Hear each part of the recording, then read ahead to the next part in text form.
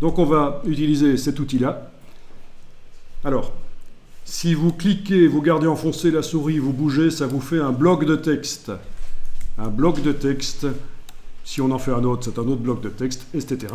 Des blocs de texte, mais c'est surtout gérable facilement dans l'autre logiciel qui permet de faire la mise en page et que vous avez commencé à étudier par ailleurs, Adobe InDesign.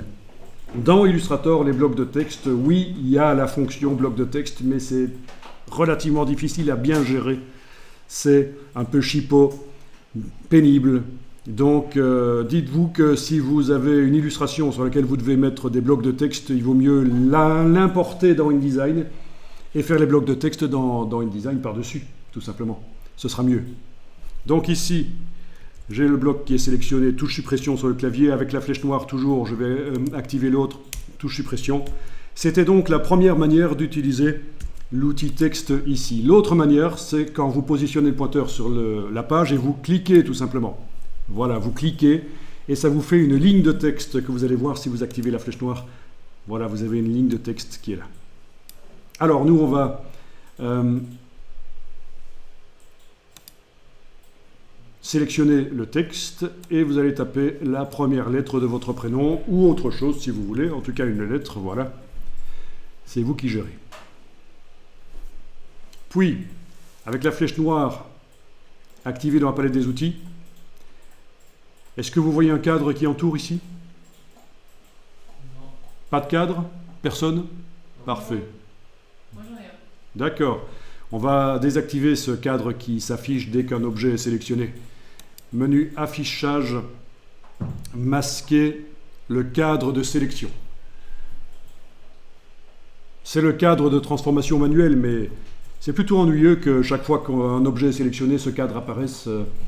Il vaut mieux, je vous le conseille, il vaut mieux masquer le cadre de sélection. Ne confondez pas cadre avec contour. Hein. J'ai bien masqué le cadre de sélection. C'est déjà masqué chez moi, donc ça propose de l'afficher, c'est logique.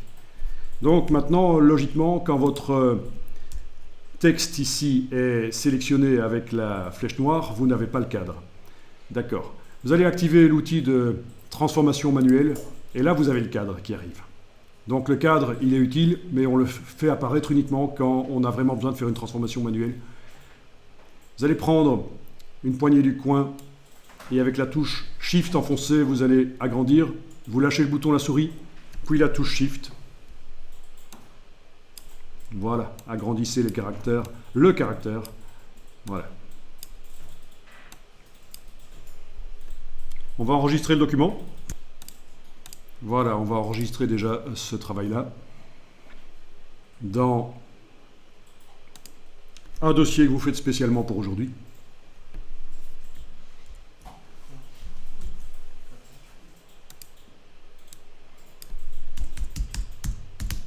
Bon, je vais l'appeler monogramme-01 par exemple. Donc ça va être un monogramme très modeste, c'est juste pour une première approche de Illustrator. Bien sûr, on ne va pas faire des superbes monogrammes. Dans les options qui apparaissent là, vous ne cliquez rien en particulier, vous cliquez sur OK.